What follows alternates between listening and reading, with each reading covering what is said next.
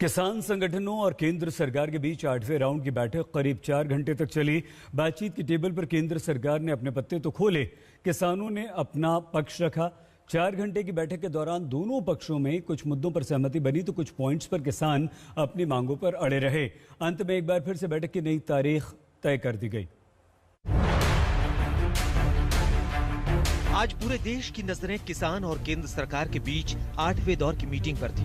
40 दिन से चल रहे क्राइसिस के सॉल्यूशन की आस आज की मीटिंग से थी, लेकिन 4 घंटे के मंथन का नतीजा शून्य रहा, यानी गतिरोध खत्म नहीं हुआ। एक बार फिर नई तारीख सामने आई। बातचीत हुई और 3 कानून पर बातचीत हुई। हाँ, और उसके बाद में नहीं कोई सहमति बन पाई और किसानों ने स्पष्ट कहा और एक सुर में कहा कि कानून वापसी से पहले कोई समझौता नहीं है। ठीक है। सरकार का क्या रुख है? पिछली बार जो मीटिंग हुई थी उसमें आप लोगों ने साफ कह दिया था कि 3 काले कानून जो आप लोग कहते हैं उनको वापस लेने पे बातचीत होगी और एमएसपी पे बात। इन दोनों मुद्दों पे क्या बात हुई? एमएसपी पे आज नहीं चर्चा करी, उसी दिन एमएसपी पे भी चर्चा होगी। आज पूर्ण रूप से इसी पे ही हुई। अब बातचीत की नई तारीख आ गई, लेकिन 8 जनवरी को एक बार फिर किसान और केंद्र सरकार टेबल पर बैठकर बात करेंगे। 8 जनवरी को 9वें राउंड की बैठक। 8 जनवरी को 2 बजे शुरू होगी मीटिंग। 8वें राउंड की मीटिंग में सहमति नहीं बनी। किसान संगठनों का दृष्टिकोण एकदम स्पष्ट था। किसान अपनी डिमांड पर अड़े रहे, यानी किसान पीछे हटने को तैयार नहीं है। It is united decision. Nobody can change it. We do not want to any other discussion except repealing of the act. हमने बताया कि पहले कानूनों को रिपील करें, एमएसपी पर कानून बनाने की बात बाद में करेंगे।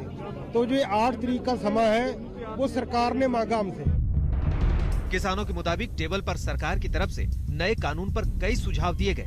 कई बार बात टूटी, कई बार बात शुरू हुई, लेकिन फिर सरकार की तरफ से ऑफर दिया गया कि कानून को छोड़कर एमएसपी पर बात करें, लेकिन किसानों ने सरकार का ऑफर ठुकरा दिया।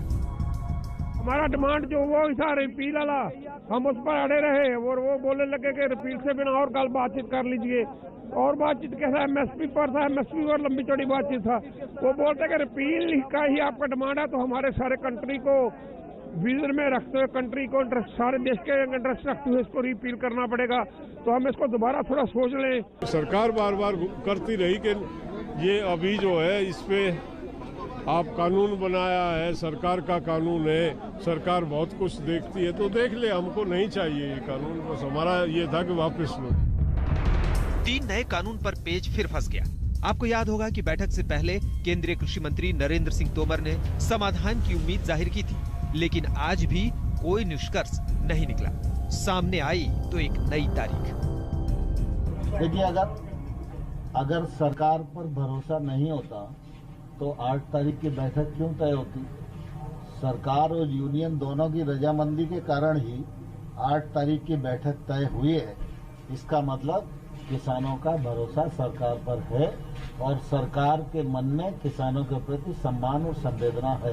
किसान कितना कमिटेड है आपसे फाइनल डिसीजन लेने के लिए? मैं समझता हूँ चर्चा जिस हिसाब से चल रही है उसके आधार पर मैं कह सकता हूँ कि कुल मिला के किसानों की मान्यता ये है कि सरकार इसका रास्ता ढूंढे और हम सब लोगों को आंदोलन समाप्त करने का अवसर। अब 4 दिनों तक केंद्र सरकार फिर मंथन करेगी, यानी कृषि सुधार कानून रद्द होगा या फिर केंद्र सरकार संशोधन पर अडिग रहेगी। सवाल ये भी है कि अगर किसानों का रुख साफ है कि तीनों कृषि कानून रद्द किए बिना कोई समाधान नहीं होगा, तो ऐसे में बार बार बातचीत से पहले सरकार अपना रुख साफ क्यों नहीं करती? आज तक ब्यूरो। पश्चिम बंगाल में चुनावी रण जोर पकड़ रहा है। कोलकाता पुलिस ने रोड शो की इजाजत नहीं दी, इसके बावजूद बीजेपी ने कोलकाता में रोड शो किया। इस रोड शो में हल्की फुल्की झड़प हुई और बीजेपी के नेताओं पर जूते चप्पल फेंके गए। हालांकि जूता लगा नहीं, मगर जो तस्वीरें सामने आई वो बताने के लिए काफी हैं कि बंगाल में चुनावी समर धारदार है।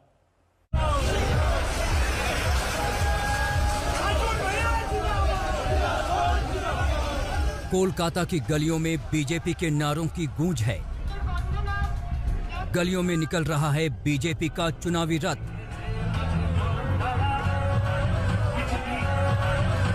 बंगाल को जीतने के लिए लहरा रहे हैं बीजेपी के ध्वज। लोगों का जन सैलाब उमड़ा है, छतों से फूल बरसाए जा रहे हैं। कैलाश विजयवर्गीय, मुकुल रॉय और अर्जुन सिंह लोगों का अभिवादन कर रहे हैं। बीजेपी ने आज कालीघाट एन मार्ग से बीजेपी के दफ्तर तक का रोड शो करने का ऐलान किया था। बीजेपी चाहती थी कि टीएमसी छोड़कर आए कोलकाता के पूर्व चेयरमैन सोवन चटर्जी इसी रोड शो के जरिए अपना चुनावी बिगुल फूंके। हालांकि सोवन चटर्जी रोड शो में शामिल नहीं हुए।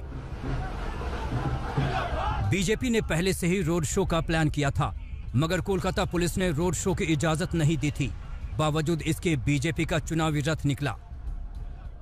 कोलकाता में बीजेपी के रोड शो के लिए आज कोलकाता पुलिस ने परमिशन नहीं दिया था, लेकिन फिलहाल आप देख सकते हैं कोलकाता के राजपथ में बीजेपी का रोड शो जारी है। वहां पे आप देख सकते हैं कैलाश विजयवर्गीय है, मुकुल रॉय है और अर्जुन सिंह है। हालांकि आज का रोड शो सोवन चैटर्जी, जो तृणमूल से 1 साल पहले बीजेपी ज्वाइन किए थे, कोलकाता के पूर्व मेयर, उनका एक डेब्यू होना था, उनका पहला पब्लिक प्रोग्राम होना था। लेकिन सोवन चैटर्जी आज नहीं दिख रहे हैं इस रैली में। लेकिन बीजेपी के जो बाकी नेता हैं, जैसे कैलाश विजयवर्गीय है, अर्जुन सिंह है और उसके साथ साथ मुकुल रॉय है, वो सब इस रैली में दिख रहे हैं। और ये रैली पहले पुलिस ने परमिशन नहीं दिया था। बीजेपी ने कहा था कि पुलिस का परमिशन मिले ना मिले वो ये रैली जरूर करेंगे, और वही यहाँ पे दिख रहा है। काफी बड़ी तादाद में, बड़ी संख्या में पुलिस फोर्स भी दिया गया है। और लेकिन बंगाल में कोई चुनावी सभा, रैली या रोड शो हो और हंगामा न हो, ऐसा कैसे हो सकता है? सो यहाँ भी हुआ। देखिए, जिस ट्रक पर बीजेपी के बड़े नेता सवार थे, उसी ओर ये जूता लहराता हुआ आया। ये कहा जा रहा है तृणमूल की ओर से कि जूता बीजेपी के रैली से फेंका गया, तो कैमरा में किसी न किसी के कैमरा में आया होगा, वापस कर दिया गया। वो तो किसी न किसी के कैमरा में आया होगा। कैमरा से देखिएगा, वीडियो फुटेज तो आ ही जाएगा 2-4-10 मिनट के अंदर में। वो तो सीधा सीधी बदमाशी करने के लिए काम किया गया। तृणमूल कांग्रेस प्रोवोक करना चाह रही है, प्रोवोक करना चाह रही है और पूरे माहौल को बिगाड़ना चाहती है। जो बंगाल में लॉ एंड ऑर्डर नहीं है। बीजेपी का काफिला आगे बढ़ा तो रास्ते में टीएमसी कार्यकर्ताओं से सामना हो गया। यहाँ पर प्रजातंत्र नहीं है, हिंसा की राजनीति है। कुल मिलाकर विरोधियों को कुचलने की कोशिश की जा रही है, प्रशासन के द्वारा भी और टीएमसी के गुंडों के द्वारा भी। पर हमारे कार्यकर्ता डरने वाले नहीं हैं, वो निडर होकर काम करेंगे और इस सरकार को उखाड़ के फेंकेंगे। उनके जो संस्कार है वही करेंगे। यहाँ एक दूसरे के झंडे फेंके गए, भारी पुलिस बल मौजूद रही, लिहाजा यहाँ बड़ा हंगामा होते होते संभल गया। बीजेपी ने रोड शो के जरिए ये बताने की कोशिश की है कि बंगाल के चुनावी समर में वो ममता दीदी को परास्त करने के सारे जतन करेगी। यही वजह है कि बीजेपी के आला नेता भी बंगाल पर नजर जमाए हुए हैं। देखना ये होगा कि बीजेपी की आक्रामक चुनावी रणनीति का ममता दीदी जवाब कैसे देती हैं। मनोज गलोईवाल के साथ इंद्रजीत कुंडू, कोलकाता आज तक। यह खबर उत्तर प्रदेश के मुरादनगर में शमशान घाट में दर्दनाक हादसे की है। इसे हादसा कहें, बदकिस्मती कहें या लालच कहें या फिर हम सिस्टम की नाकामी कहें। 25 लोगों की जान चली गई। जो परिवार गम के सैलाब में डूबे हुए हैं, हादसे के बाद उनका आक्रोश उबल कर बाहर आ गया। मृतकों के शव गाजियाबाद मेरठ हाईवे पर रखकर लोगों ने जाम लगा दिया। उन्हें सहानुभूति नहीं, इंसाफ चाहिए था। ये गुस्सा लोगों के आक्रोश की गवाही दे रहा है। ये जाम सिस्टम के निकम्मेपन को उजागर कर रहा है। गम के सैलाब के नुमाइंदे हैं। अब हम जीना नहीं चाहते हैं। अगर आप चाहते हैं कि आपकी जिंदगी सही रहे तो आप हमसे मिलने के लिए आइए सर। योगी आदित्यनाथ सर ले लिया पहले। इनके परिवार उजड़े, इनके ख्वाब बिखरे। किसी परिवार का कमाने वाला चला गया तो किसी का भविष्य संवारने वाला। गम, बेबसी, मायूसी की इस घड़ी में इन्हें सांत्वना नहीं, न्याय चाहिए। मुरादनगर के शमशान घाट पर जो हादसा रविवार को हुआ, उसका आक्रोश सोमवार को देखने को मिला। गुस्साई भीड़ ने इंसाफ की मांग को लेकर गाजियाबाद मेरठ हाईवे पर शव रखकर सोमवार की सुबह धरना देना शुरू कर दिया। लोग न्याय के लिए चिल्ला रहे थे, महिलाएं रो रही थी और हर कोई असली गुनहगारों को सजा देने की मांग कर रहा है। उठा रहे हैं कि जब नगर पालिका की ईओ जूनियर इंजीनियर पर एफआईआर दर्ज हुई है तो नगर पालिका के अध्यक्ष के खिलाफ एफआईआर दर्ज क्यों न हो। लेकिन इन सबके बीच तस्वीरें देखिए, जो पीड़ित परिवार है डेड बॉडी को गाजियाबाद मेरठ की जो हाईवे है वहां पर रखकर जाम लगा दिया है। लोगों का गुस्सा फूटा है, लोग और ज्यादा मुआवजे की मांग कर रहे हैं। देखते ही देखते हाईवे जाम हो गया और 15 से 20 किलोमीटर लंबी वाहनों की लाइन लग गई। गाजियाबाद के मेरठ तिराहा और राजनगर एक्सटेंशन से लेकर मुरादनगर के मुख्य मार्ग के अलावा छोटी सड़कों पर भी वाहनों का जमावड़ा लग गया। जाम बढ़ता गया तो पुलिस को गाजियाबाद से मेरठ जाने वाला हाईवे बंद करना पड़ा। बवाल बढ़ना शुरू हुआ तो प्रशासन हरकत में आया। पुलिस की मदद से जाम खुलवाने की कोशिशें की जाने लगी, लेकिन हजारों लोगों के हुजूम के गुस्से के सामने हालात सुधर नहीं पा रहे थे।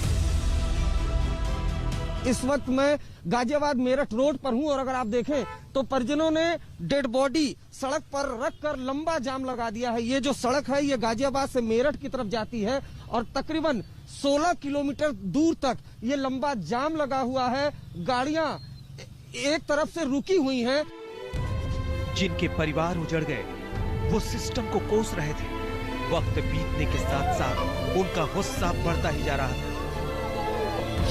आदित्यनाथ, कोई आओ यहाँ हमारी मदद के लिए। मेरा रोबिन, मेरा प्रमोद, मेरा नितिन, अब हम कैसे जिएंगे ये बता दो।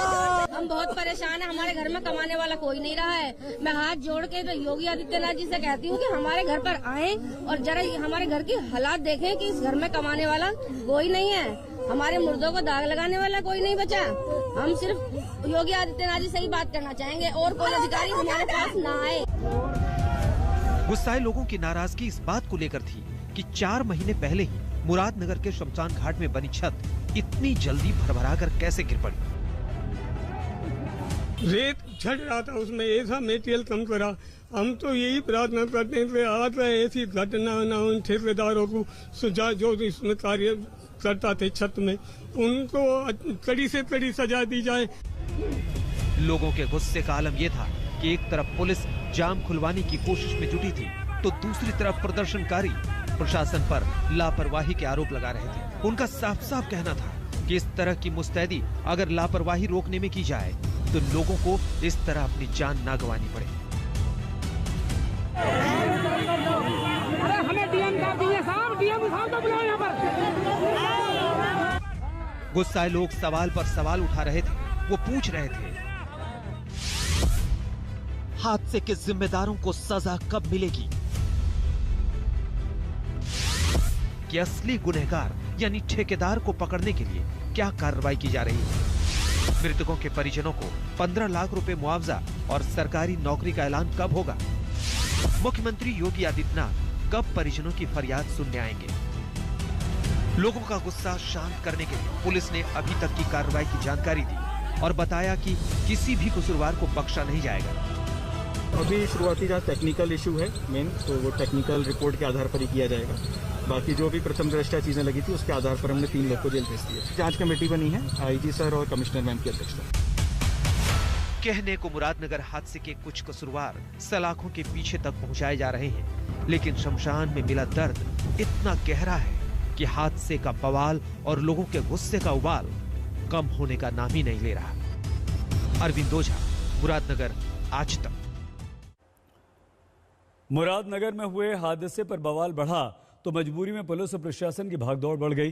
फौरन एक्शन लेते हुए 3 अधिकारियों को गिरफ्तार कर जेल भेज दिया गया, जबकि ठेकेदार फरार है। लोगों में गुस्सा इस बात को लेकर है कि आखिर सीमेंट की जगह रेत मिलाने वाली व्यवस्था को रोकने की कोशिश क्यों नहीं की जाती।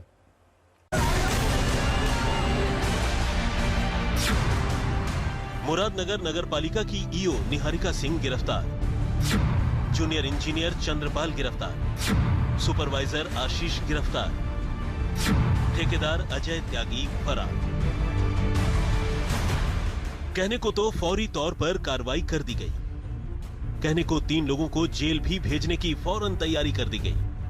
अब जब सारा का सारा अमला ही जुट गया है तो फरार ठेकेदार भी आजकल में गिरफ्त में आ ही जाएगा। लेकिन कमीशन खोरी की वजह से सीमेंट में बालू मिलाने को खत्म करने और गहराई तक जा चुकी भ्रष्टाचार की जड़ों को खोदने का काम कब हो पाएगा, ये बताना मुश्किल है। शमशान के शेड निर्माण में धांधली बनी कार। 25 मौत के बाद अब जागा प्रशासन। मौत के तांडव के बाद 3 गिरफ्तारी। प्रशासन की चुस्ती पर लोगों में जबरदस्त गुस्सा। प्रशासन सोया नहीं रहता तो 25 लोगों की जान नहीं जाती। घोटाला करने वाले शमशान में भी कमाई का हिस्सा खोजने वालों ने अपना काम कर दिया। यकीन करना मुश्किल है, जिन लोगों ने जान गंवाई उनमें से कई अपने परिवार में इकलौता कमाने वाले थे, अपने परिवार का सहारा थे। लेकिन रविवार को अंतिम संस्कार में शामिल होना उनके लिए काल बन गया। मुरादनगर का रहने वाला रोबिन भी इस दुनिया में नहीं है। रोबिन और उसके चाचा दोनों कल इस शमशान में अंतिम संस्कार में शामिल होने पहुंचे थे, लेकिन घोटालेबाजों ने फंड को डकार कर शेड नहीं बल्कि कब्र तैयार कर दी, जो 25 लोगों को मौत की नींद सुला गई। मैं गाजियाबाद के मुरादनगर की एक गली में हूं और इसी गली में एक चाचा भतीजा वो शमशान घाट गए थे अंतिम संस्कार में शामिल होने के लिए और उसी दौरान हादसा हुआ जिसकी वजह से चाचा और जो भतीजा थे उनकी जान चली गई।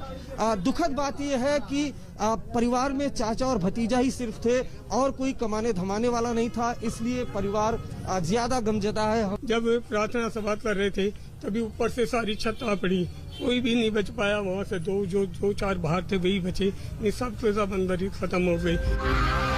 उधर मुरादनगर हादसे का दर्द शामली तक पहुंच गया। शामली के रहने वाले विनोद और उनके बेटे अक्षय अपने रिश्तेदार के अंतिम संस्कार में मुरादनगर गए थे और शमशान घाट में ही हादसे का शिकार हो गए। दोनों की मौत से परिजनों में कोहराम मचा हुआ है। अकेला इनका पोता था और उसके फादर विनोद जी। और सबसे दर्दनाक है कि 1 वर्ष पहले उसकी शादी हुई थी अक्षय की, तो एक साथ घर में 2 दुल्हा आना बड़ा दर्दनाक हृदय विदारक जो कह सकते हैं, ऐसी घटना घटित हुई। बस कहने के लिए कुछ शब्द नहीं, न शब्दों में इस संवेदना को व्यक्त किया जा सकता। पुलिस ने इस मामले में अब तक 3 लोगों को गिरफ्तार किया है, लेकिन ठेकेदार अब तक फरार है। अभी तक 3 लोग गिरफ्तार किए जा चुके हैं और उनको जेल भेजा गया है। बाकी एक जो ठेकेदार है उनको हम ट्रेस करने का प्रयास करें, बहुत ही जल्दी उसको भी पकड़कर हम जेल भेज देंगे। कौन कौन गिरफ्तार हुए हैं, कौन कौन लोग हैं जिनको गिरफ्तार किया गया? ईओ हैं, उनको गिरफ्तार किया गया। इसके अलावा एक जूनियर इंजीनियर और सुपरवाइजर, 3 लोग को गिरफ्तार। शमशान में शेड बनाने का कॉन्ट्रैक्ट 4 फरवरी 2020 को जारी हुआ था। ये पेपर उस कॉन्ट्रैक्ट के सबूत हैं। इस पर ईओ निहारिका सिंह चौहान के हस्ताक्षर भी हैं। तय ये था कि 2 महीने में काम पूरा होना है, लेकिन पूरा हो पाया 4 महीना पहले। उसमें भी सीमेंट की जगह भर दिया गया रेत। लोग सवाल पूछ रहे हैं कि पुलिस प्रशासन भ्रष्टाचार के खिलाफ उतने मुस्तैद नहीं दिखता जितना भ्रष्टाचार के खिलाफ प्रदर्शन करने वालों पर अंकुश लगाने में दिखता है।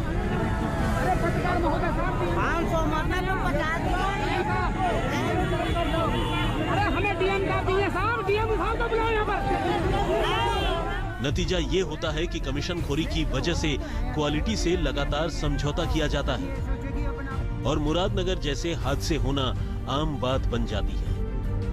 शामली से शरद मलिक के साथ अरविंद ओझा, मुरादनगर, आज तक। दिल्ली एनसीआर में पिछले 3 दिनों से बारिश हो रही है। अगले 2 दिनों के लिए मौसम विभाग ने ऑरेंज अलर्ट जारी कर दिया है। दिल्ली में 6 जनवरी की दोपहर से मौसम साफ होने की उम्मीद है, लेकिन ठंड से राहत नहीं मिलेगी। मौसम विभाग के अनुसार 7 जनवरी से दिल्ली में शीतलहर का दूसरा दौर।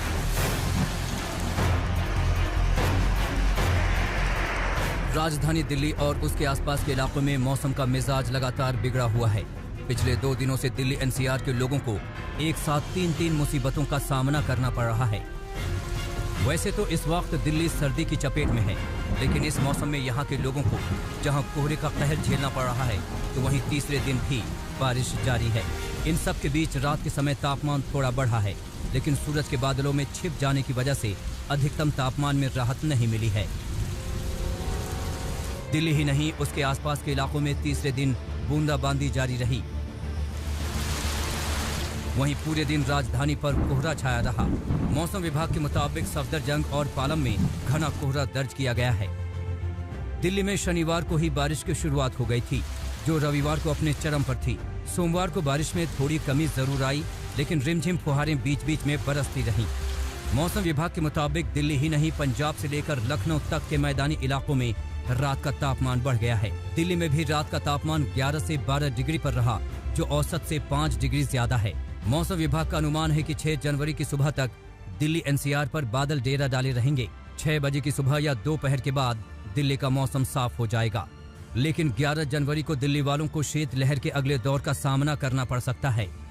रुक रुक कर हो रही रिमझिम फुहारों ने दिल्ली के मौसम के मिजाज को बिल्कुल बदल कर रख दिया है। 2 दिनों से लगातार बारिश हो रही है, रिमझिम फुहारें पड़ रही हैं और इस वजह से दिन का तापमान बादलों की आवाजाही से काफी बदल सा गया है। दिन में ही अंधेरा छा गया है और जहां पर गाड़ियां हैं वो भी हेडलाइट जलाकर नजर आ रही हैं।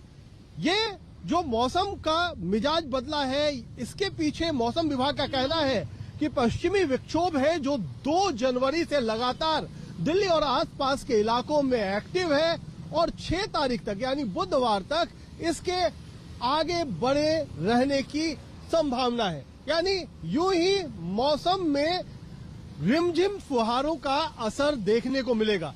6 तारीख के बाद जब बारिश की गतिविधि थोड़ी कम पड़ेगी, तब ठंडी हवाएं जो कि पहाड़ों से दिल्ली का रुख करेंगी वो तापमान को गिराएंगी और 5 से 6 डिग्री तक पारा फिर लुढ़क जाएगा। मौसम के इस उलटफेर के जवाब में मौसम वैज्ञानिक वेस्टर्न डिस्टर्बेंस को जिम्मेदार ठहराते हैं। उनके मुताबिक उसकी वजह से ही इस वक्त दिल्ली एनसीआर ठंड के बीच तरबतर है और अगले शीतलहर का दौर एक नया वेस्टर्न डिस्टर्बेंस लेकर आएगा। उसके बाद देखेंगे कि 2 तारीख से अगला वेस्टर्न डिस्टर्बेंस जो कि बीते अगर 3-4 महीनों की बात करते हैं सबसे एक्टिव है, जो कि हमारे पास दिल्ली एनसीआर को और साथ साथ पूरे नॉर्थ वेस्ट इंडिया को प्रभावित कर रहा है। उसके चलते आप देखेंगे 2 तारीख से ही हमारे पास सवेरे से बारिश स्टार्ट हुई थी। कल भी हमारे पास अच्छी रेनफॉल दिल्ली एनसीआर में हुई है और मॉडरेट कैटेगरी की रेनफॉल हुई है। और आज अभी देखेंगे कि दोपहर के बाद से दिल्ली में साथ साथ दिल्ली एनसीआर और हरियाणा के तमाम इलाकों में रेनफॉल और हिल स्टॉर्म की शुरुआत हो चुकी है। इस वेस्टर्न डिस्टर्बेंस का प्रभाव कल भी हमारे पास बना रहेगा, तो कल भी हम दिल्ली एनसीआर में थंडर स्टॉर्म और लाइट रेनफॉल की उम्मीद कर रहे हैं और उसके पश्चात वेस्टर्न डिस्टर्बेंस आगे की तरफ चला जाएगा। तो 6 तारीख से जो एक्टिविटी है वो काफी कम हो जाएगी। मौसम वैज्ञानिकों के मुताबिक मौजूदा वेस्टर्न डिस्टर्बेंस 6 जनवरी को खत्म होगा, लेकिन दूसरा 7 जनवरी को आ धमकेगा और अपना असर दिखाने लगेगा। उसकी वजह से दिल्ली में तापमान 7 जनवरी के बाद 8 डिग्री के आसपास रहेगा। मौसम विभाग ने शीतलहर पर नजर जमा रखी है। मुनीश पांडे और कुमार कुणाल के साथ अभिषेक आनंद, दिल्ली आज तक। उत्तर भारत के मैदानी इलाकों में जबरदस्त ठंड के साथ साथ बारिश भी हो रही है और ओले भी पड़ रहे हैं। राजस्थान में जहां टेम्परेचर गर्मियों में 50 डिग्री को छूने लग जाता है, वहीं इस समय कड़ाके की सर्दी के बीच कोहरे और ओले राजस्थान में गिर रहे हैं। राजस्थान में कड़ाके की ठंड पड़ रही है। इस बीच ये तस्वीरें दिखा रही हैं कि मौसम की मार कैसे अलग अलग तरीके से पड़ी। कहीं जबरदस्त ओले पड़े हैं तो कहीं कोहरा इतना घना है कि सामने की इमारत धुंध में गायब हो गई है। सबसे बड़ी मुसीबत सीकर में देखने को मिली, जहां सुबह से ही घनघोर बादल छाए रहे। दोपहर से बरसात शुरू हुई और कुछ ही देर में आसमान से ओले बरसने लगे। बारिश से किसान जहां खुश थे, वहीं उनकी खुशी पर ये ओले भारी पड़ गए। उन्हें अपनी फसल के बर्बाद होने की चिंता सताने लगी। वहीं बारिश के साथ ही ओले पड़ने से सर्दी बढ़ गई। राजस्थान के झालावाड़ की बात करें तो मौसम की अलग ही तस्वीर नजर आई। शीतलहर के साथ ही यहाँ कोहरे का कहर दिखा। कोहरे की वजह से एहतियात के तौर पर लोग दिन में गाड़ी की हेडलाइट जलाकर चलते नजर आए। वहीं शहर की जानी मानी जगह कोहरे में गुम हो गई। रेलवे स्टेशन धुंध में खो गया। वहीं मिनी सचिवालय कोहरे की वजह से साफ नजर नहीं आ रहा था। राजस्थान के पाली शहर में भी कोहरा छाया रहा। सुबह होते ही कोहरे ने पूरे शहर को ढक लिया। कड़ाके की ठंड के बीच पूरे इलाके में जबरदस्त ओस पड़ रही है। वेस्टर्न डिस्टर्बेंस की वजह से राजस्थान के कई शहरों में बारिश के साथ ओले गिर रहे हैं। वहीं कुछ शहरों में कोहरे ने मुश्किलें बढ़ा रखी। आज तक ब्यूरो। एक बहुत छोटे से ब्रेक के लिए हम रुक रहे हैं। नमस्कार, मैं हूं अंजना ओम कश्यप। हमें उम्मीद है ये वीडियो आपको पसंद आया होगा। लेटेस्ट खबरों के लिए यूं ही देखते रहिए आज तक, और इस वीडियो के पसंद आने पर लाइक, शेयर एंड सब्सक्राइब करना ना भूलें।